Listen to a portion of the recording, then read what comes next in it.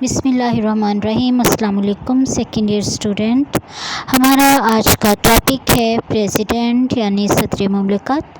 1973 کے آئین کے مطابق پاکستان میں پارلیمانی نظام رائج کیا گیا۔ ریاست کا سربراہ صدر کہلاتا ہے۔ آئین میں 17ویں ترمیم سے قبل صدر وزیر اعظم کے مشورے کا پابند تھا۔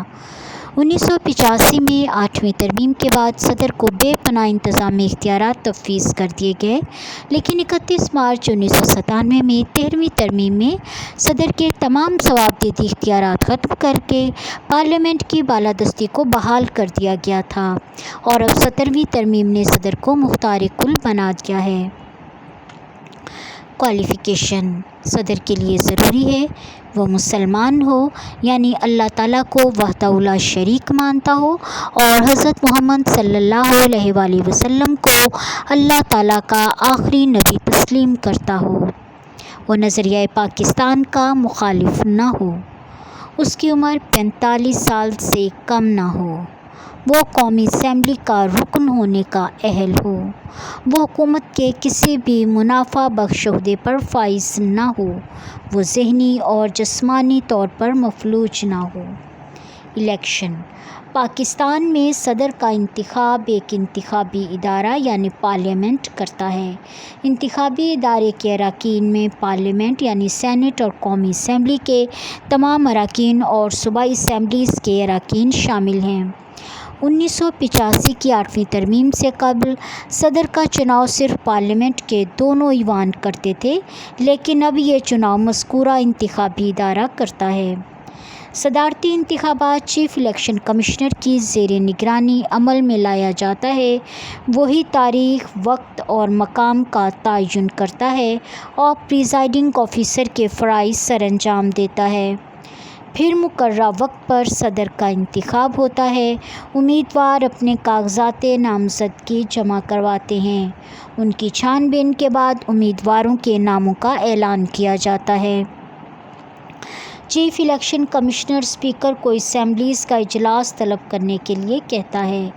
رائے دہی کے لیے خفیہ طریقہ اپنایا جاتا ہے اور پھر گنتی کا مرحلہ آتا ہے۔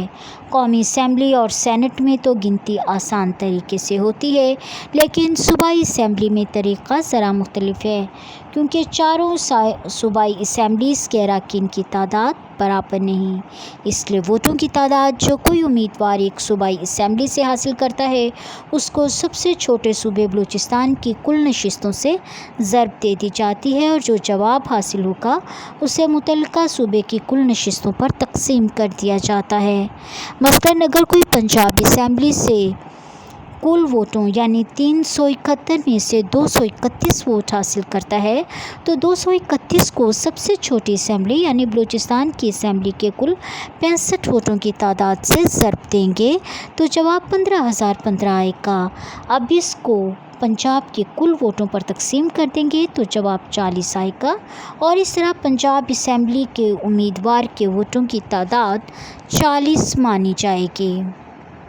چاروں صوبائی اسمبلیوں کے ووٹوں کی تعداد اور پارلیمنٹ کے ووٹوں کی تعداد کو جمع کر کے جس امیدوار نے زیادہ ووٹ حاصل کیے ہوں گے وہ صدر کے عہدے کا حقدار ہوگا۔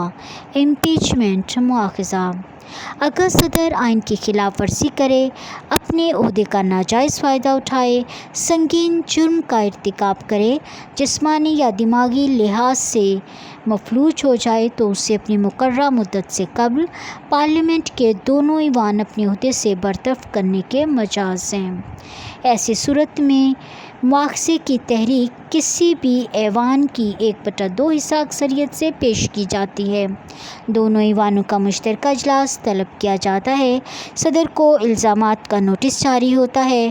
نوٹس جاری ہونے کے بعد زیادہ سے زیادہ 14 دن اور کم سے کم 7 دن کے اندر رائے شماری ہوتی ہے۔ اگر دونوں ایوانوں کی 2/3 میجارٹی صدر کے خلاف ووٹ دے دے تو صدر کو اپنے عہدے سے الگ ہونا پڑے گا۔ ٹرم: میعاد: آئین کے آرٹیکل 44 کے مطابق صدر کے عہدے کی میعاد 5 سال مقرر ہے، لیکن وہ مسلسل 2 میعادوں سے زیادہ اپنے عہدے پر فائز نہیں رہ سکتا۔ مراعات: پریویلیجز: دوران صدارت صدر کے خلاف کوئی فوجداری یا دیوانی مقدمہ دائر نہیں کیا جا سکتا اور نہ ہی گرفتار کرنا ممکن ہے۔ صدر کو سرکاری خزانے سے خطیر تنخواہ اور متعدد الاؤنسز دیے جاتے ہیں جن کا تعین پارلیمنٹ کرتی ہے۔ دوران صدارت صدر کو آمد و رفت کی سہولیات، ایک عظیم سیکریٹریٹ، عالی شان ایوان صدر اور زبردست ظاہری شان و شوکت میسر ہوتی ہے۔ ایکٹنگ پریزیڈنٹ یعنی قائم مقام صدر کسی بھی حالت میں صدر کی عدم موجودگی میں سینٹ کا چیئرمین صدارتی ذمہ داریاں سر انجام دیتا ہے۔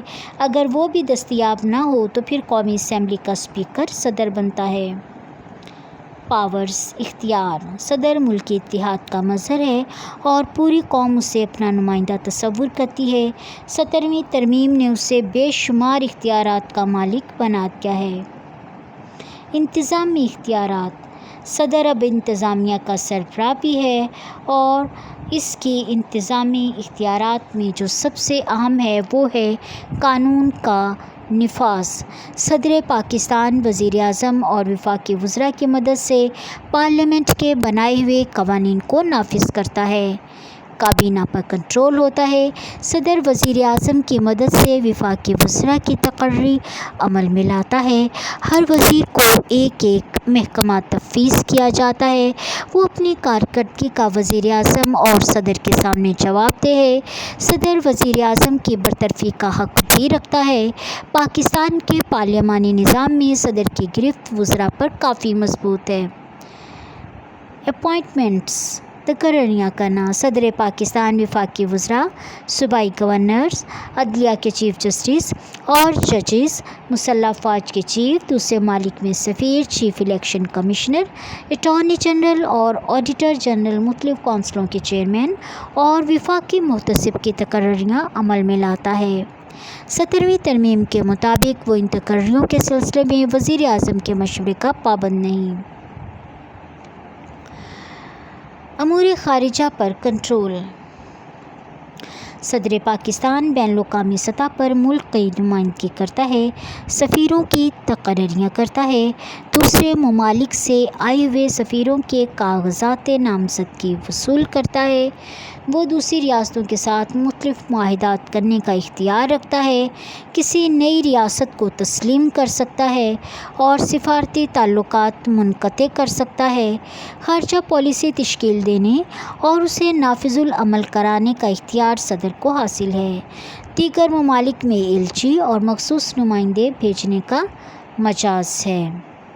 دفاعی امور پر کنٹرول ہوتا ہے: صدر کو دفاعی امور میں بے پناہ اختیارات حاصل ہیں۔ وہ joint chief of staff committee کے چیئرمین اور تینوں مسلح افواج کے سربراہان کی تقرری کرنے کا مجاز ہے۔ فوج کو حرکت میں لا سکتا ہے، اعلان جنگ کرنے کا اختیار رکھتا ہے اور دیگر ممالک میں فوج بھیجنے کی حیثیت رکھتا ہے۔ دفاعی معاہدات کا اختیار بھی اسے حاصل ہے۔ قانون سازی کے اختیارات میں وہ بلوں کی منظوری دیتا ہے، یعنی پارلیمنٹ جو بل پاس کرتی ہے اس کی آخری منظوری صدر دیتا ہے۔ پارلیمنٹ کے دونوں ایوان جب کسی بل کو پاس کر لیتے ہیں تو پھر وہ بل آخری منظوری کے لیے صدر کے سامنے پیش کیا جاتا ہے۔ صدر اس کو دوبارہ بحث کے لیے پارلیمنٹ میں بھیج سکتا ہے۔ اگر پارلیمنٹ دوبارہ سادہ اکثریت سے اس بل کو پاس کر دے تو پھر وہ خود بخود قانونی شکل اختیار کر لیتا ہے۔ صدر اگر کسی بل پر 30 دن تک دستخط نہ کرے تو وہ قانون بن جاتا ہے۔ صدر پارلیمنٹ کے ایک ایوان یا دونوں ایوانوں کا مشترکہ اجلاس بلا سکتا ہے۔ وہ مخصوص اجلاس بلانے کا بھی مجاز ہے۔ صدر اجلاس میں کسی زیر بحث مسئلہ کے بارے میں بات کر سکتا ہے۔ صدر ناگزیر حالات میں قومی اسمبلی کی برطرفی کا اختیار رکھتا ہے۔ صدر یہ اختیار پہلے وزیر اعظم کے مشورے پر استعمال کرتا تھا، اب 17ویں ترمیم نے اسے مختار کل بنا دیا ہے۔ گورنر بھی صوبائی اسمبلی کی تحلیل صدر کے کہنے پر کر سکتا ہے۔ آرڈیننس کا اجرا: جب اسمبلی کا اجلاس نہ ہو رہا ہو تو صدر آرڈیننس جاری کرنے کا اختیار رکھتا ہے، لیکن یہ آرڈیننس صرف 4 ماہ کی مدت کے لیے نافذ العمل ہوتا ہے۔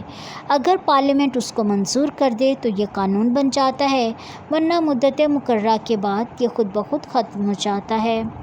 صدر قومی اہمیت کے معاملات میں بعض اوقات پارلیمنٹ کو اپنی تجاویز قانون سازی کے لیے بھیجتا ہے، جن کو پارلیمنٹ اہمیت دیتی ہے تاکہ قانون کو منظور کروانے میں دقت پیش نہ آئے۔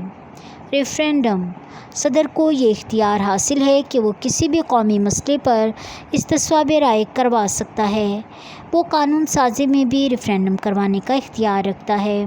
صدر سپریم کورٹ اور ہائی کورٹس کے چیف جسٹس اور ججز کو مقرر کرنے کا اختیار رکھتا ہے۔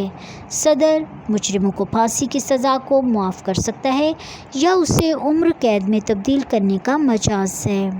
سزا کو معطل کرنے کا اختیار بھی اسے حاصل ہے۔ مالیاتی اختیار: صدر پارلیمنٹ سے منظور شدہ بجٹ کی آخری منظوری دیتا ہے۔ اس کے علاوہ صدر بعض اوقات کچھ مالی منصوبوں پر اپنی پسندیدگی کا اظہار کر کے پایۂ تکمیل تک پہنچاتا ہے۔ مختلف صوبوں کو خصوصی گرانٹ دینا صدر کے اختیار میں ہے۔ ہنگامی اختیارات: سیاسی افراتفری، فرقہ واریت یا مذہبی منافرت کی وجہ سے ملک میں کسی قسم کی ہنگامی صورتحال پیدا ہو جائے اور صدر یہ خیال کرے کہ ملک کی سالمیت اور استحکام کو خطرہ لاحق ہے تو وہ ملک میں ہنگامی حالت کا اعلان کر کے تمام اختیارات اپنے ہاتھ میں لے سکتا ہے۔